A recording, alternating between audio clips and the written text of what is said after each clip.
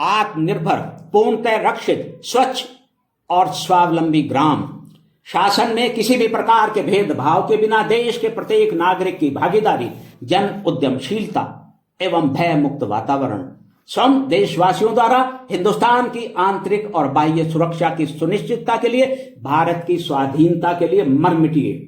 सरदार वल्लभ भाई पटेल ने 20 अगस्त 1941 ईस्वी को यरवदा कारागार से अपनी मुक्ति के बाद अपने अनेक जन संबोधनों में देशवासियों का यह आह्वान किया था। उस समय उनका स्वास्थ्य बहुत ही खराब था। वे आंतों की गंभीर बीमारी से जूझ रहे थे, लेकिन एक महावीर की भांति वे राष्ट्र की मुक्ति के लिए लोगों को जोड़ते रहे, संघर्ष के लिए जनता को तैयार करते रहे।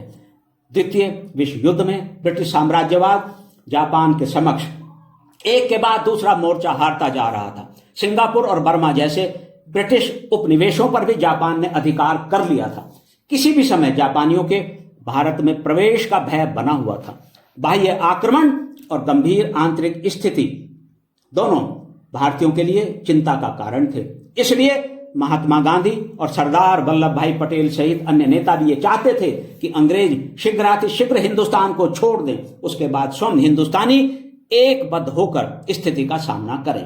दूसरी ओर ब्रिटिश सरकार प्रयासरत थी कि भारतीय युद्ध में भागीदार बने, अंग्रेजों का साथ दें। इस हेतु ब्रिटेन के मित्र राष्ट्रों की भी यही राय थी कि अंग्रेज भारतीयों का सहयोग लें। अतः ब्रिटेन द्वारा स्टैफर्ड क्रिप्स को 5 प्रस्तावों वाली एक योजना के साथ मार्च 1942 ईस्वी में भारत भेजा गया।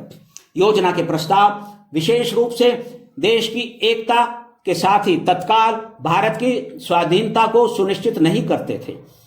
क्रिप्स का उस योजना के साथ भारत आगमन वास्तव में चालाकी से युद्ध में भारतीयों का सहयोग लेना ही था। वे महात्मा गांधी सहित अनेक भारतीय नेताओं से मिले, लेकिन देश के किसी भी राजनेता और दल ने क्रिप्स योजना को स्वीकार नहीं किया।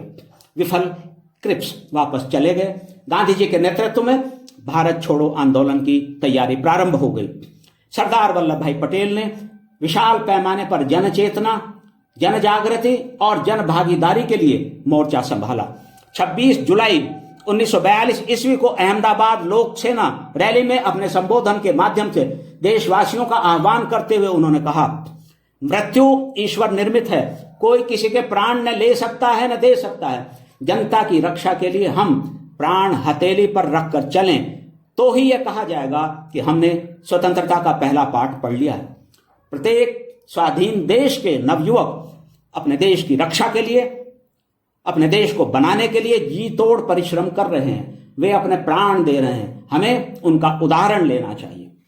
उसी दिन अहमदाबाद के लोकल बोर्ड मैदान में लाखों लोगों को संबोधित करते हुए सरदार साहब ने कहा, हमने निश्चय किया है कि स्वाधीन होकर ही हमारे द्वारा आक्रमण का सामना किया जा सकता है। हमें किसी की सहायता की आवश्यकता नहीं है और तुम अर्थात अंग्रेज यहां से चले जाओ, देश को सौंप दो, हिंदुस्तान को छोड़ दो।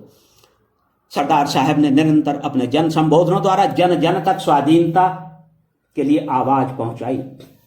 30 जुलाई 1942 ईस्वी को अहमदाबाद महिला सभा में उन्होंने विशेष रूप से कहा, यह लड़ाई तीव्र होगी। बहनों को पुरुषों के भरोसे नहीं बैठे रहना चाहिए। गुंडों तक का भी सामना कीजिए, अपनी रक्षा स्वयं कीजिए। 7 अगस्त 1942 ईस्वी को निर्धारित कार्यक्रम अनुसार अंग्रेजों चले जाओ के ऐतिहासिक प्रस्ताव के अनुमोदनार्थ कांग्रेस महासमिति की मुंबई में बैठक हुई। सरदार पटेल ने, जो स्वयं प्रस्ताव के अनुमोदन करता भी थे, उसमें आग उगलने वाला और चिर स्मरणीय भाषण दिया। उन्होंने कहा, यदि आपका यह निश्चय हो कि इस आंदोलन में स्वाधीनता प्राप्ति के लिए मरने का अवसर आने पर मर जाएंगे, फना हो जाएंगे, तो ही इस दिशा में आगे बढ़िए। यह भी मानकर चलना है कि इस आंदोलन से, इस लड़ाई से जो कुछ भी मिलेगा वह देश को मिलेगा। हमें व्यक्तिगत रूप में कुछ नहीं चाहिए। ऐसा निश्चय हो तो ही आप इस आंदोलन में सम्मिलित हों।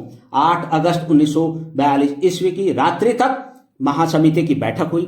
अंग्रेजों भारत छोड़ो प्रस्ताव पारित हुआ और देश अगस्त क्रांति के लिए आगे बढ़ने को तत्पर।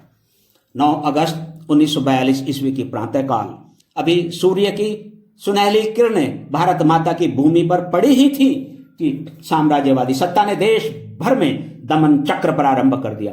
गांधी जी और सरदार पटेल सहित सभी नेताओं को बंदी बना लिया गया।